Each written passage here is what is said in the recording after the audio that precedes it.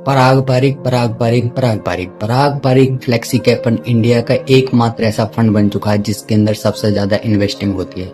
तो दोस्तों, आप भी पराग पारिक में मतलब पैसा डालने जा रहे हैं या पैसा डालते हैं तो ये वीडियो आपके लिए बहुत ज्यादा यूजफुल होने वाली है। क्योंकि इस वीडियो के अंदर मैं पूरी एनालिसिस और जो उसकी नई फैक्ट शीट आई 2026 की मतलब फैक्ट शीट आई, उसके अंदर एनईवी में क्या क्या चेंजिंग किए गए हैं, एक्सपेंस रेशो में क्या क्या चेंजिंग किए गए हैं और जो भी चीज मतलब पूरा डाटा और किस किस के एलोकेशन बढ़ाया है, किस किस में एलोकेशन इसने कम किया है, सारा कुछ आज आपको दिखाने वाला हूँ।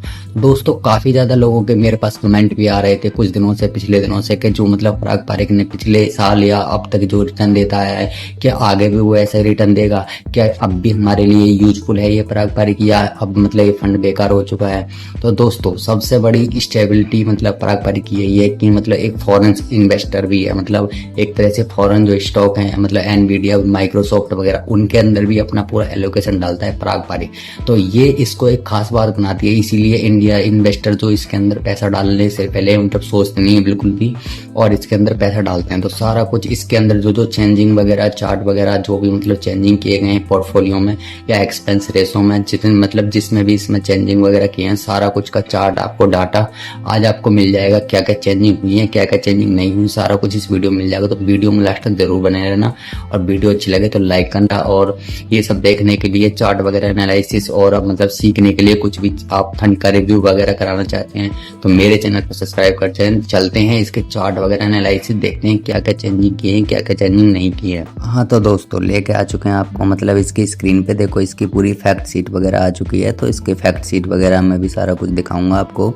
20 पेजेस हैं, अगर मैं पढ़ना चालू करूंगा तो मतलब सुबह से शाम हो जाएगी, उसमें ज़्यादा बहुत टाइम लग जाएगा। इसका मतलब मेन चीज़ पॉइंट समझेंगे हम इसका, मतलब सिर्फ ओनली मेन चीज़ क्या क्या चीज़ इसके अंदर मतलब क्या क्या क्लियरिफिकेशन की गई है 2026 के लिए। तो इसका इन्वेस्टमेंट ऑब्जेक्टिव पढ़ सकते हैं। तो इसका मतलब जनरेटेड लॉन्ग टर्म कैपिटल गोल के अंदर मतलब ये इक्विटी है जो मतलब पहले निवेश सकते हैं वो ही मतलब इसके अंदर इन्वेस्टेड है अभी इसके। और मैनेजर वगैरह की तो इसके राजीव ठक्कर, रौनक ओनकर और राज मेहता, तेजस सोनम वगैरह, ये मानसिक कार्य वगैरह, ये भी मतलब फंड मैनेजर कोई चेंजिंग नहीं है। और एसेट मैनेजमेंट की बात करें तो एसेट मैनेजमेंट इसका आपको पता है 1,40,09,49 की समथिंग इसका हो रहा है। और पीपीएफ इसकी सबसे मेन बात करते हैं इंडस्ट्री एलोकेशन। इंडस्ट्री एलोकेशन में क्या क्या मतलब चेंजिंग वगैरह किए गए हैं क्या है, तो इसमें आप देखें तो बैंकिंग सेक्टर के अंदर मतलब 19% की समथिंग इसका एलोकेशन डाल दिया गया और तहत में मतलब 10% जो समथिंग पहले 9% का था अब 10.88 की समथिंग है। कंप्यूटर सॉफ्टवेयर के अंदर भी मतलब इसके अंदर 9% का, आईटी सॉफ्टवेयर में 9% का, पावर में 6% का, ऑटोमोबाइल्स में 6% का, कस्टमर फ्यूल्स में 5.95 का, डाइवर्सिटी एलोकेशन में 5% का और फाइनेंस के अंदर भी 4% का कर दिया गया है। पहले 8% की समथिंग था।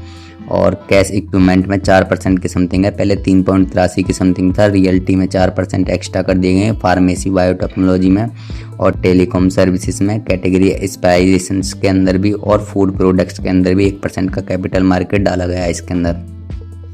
तो दोस्तों, पीपीएस एंड बेंचमार्क इंडस्ट्री की बात करें तो सीपीआर रेगुलर प्लान की मैं बता रहा हूँ और इसका रिटर्न अब आप देख सकते हैं। तो मार्च के अंदर, और ये पिछले बस बात से है 2025 से मार्च के अंदर इसमें मतलब कब 2000 अप्रैल 26 का देखें तो अप्रैल 26 में इसने 12.69 की समथिंग इसका रिटर्न दिखाया है और 30 अप्रैल की समथिंग भी इसका रिटर्न कैलकुलेशन करके दिखाया। और इसके मतलब एलोकेशन की बात करें तो HDFC bank, Punjab national bank और बड़ौदा बैंक, कोटक महिंद्रा बैंक के अंदर ज़्यादा एलोकेशन दिखाया पराग पारिक के मतलब सम्मिलित हैं। और हाइब्रिडेज फंड के अंदर भी बात करें तो इंश्योर बैंक में, रीट में 2% इसका मतलब एक्स्ट्रा एलोकेशन डाला गया है। और ब्रोकिंग और रियल इस्टेट के अंदर भी 1% की समथिंग डाला गया है। और इसकी वैसे बेंचमार्क की बात करें तो ओपन एंड डायनेमिक इक्विटी के अंदर इसमें डाला गया है 17% इसका मतलब एक्सपेंस रेशो भी इसका 0.2% की समथिंग बढ़ा दिया गया है। और यहाँ पे और तो कोई खास चीज़ है नहीं, ये तो बाकी सब ऐसी पेज हैं वगैरह। और ये 2026-25 के रिटर्न दिखा रहे हैं मतलब, और काफ़ी ज़्यादा इतनी नॉलेज नहीं है। लेकिन इसके पराग पारिक के मतलब पेज नंबर 2 पे इसके टैक्सेस सर्विस वगैरह, टैक्स वगैरह की बात करें तो टैक्स वगैरह इसके 5 नंबर पेज पे है। तो 5 नंबर पेज पे भी एक बार टैक्स वगैरह आपको दिखा देते हैं।